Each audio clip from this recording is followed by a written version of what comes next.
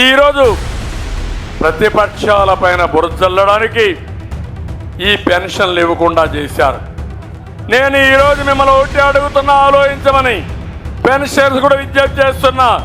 పాపం ముసలివాళ్ళు, వృద్ధులు, వికలాంగులు, మానసిక స్థితి సరిగా లేని వాళ్ళు కూడా ఉన్నారు.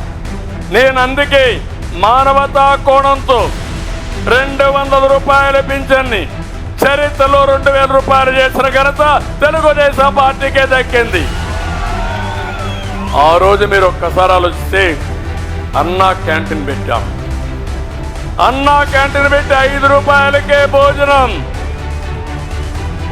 ముసలి వాళ్ళు కావాలంటే అన్నా క్యాంటీన్ పోతే 5 రూపాయలకు భోంచేస్తే 3 పూట్ల భోంచేస్తే 15 రూపాయలు. నెలంతా భోంచేస్తే 450. వాళ్ళకి మిగిలేది 1550 రూపాయలు. ఒక 500 రూపాయలు అప్పుకు పోయినా 1000 రూపాయలు మిగులుతుంది. కాబట్టి ఇంట్లో గౌరవంగా చూసుకునేవాళ్ళు వాళ్ళందరినీ, పెద్దలందరినీ. అది నేను తెచ్చిన గౌరవం. ఈరోజు ఈ ముఖ్యమంత్రి అలాంటి వృద్ధులతో శవ రాజకీయాలు చేస్తున్నాడు.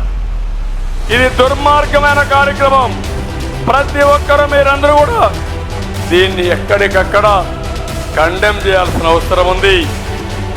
వీళ్ళ యొక్క శవ రాజకీయాలను ఎండగట్టి, తప్పుడు రాజకీయాలను ఎండగట్టి ప్రజలకు తెలియజేయాల్సిన అవసరం ఉంది.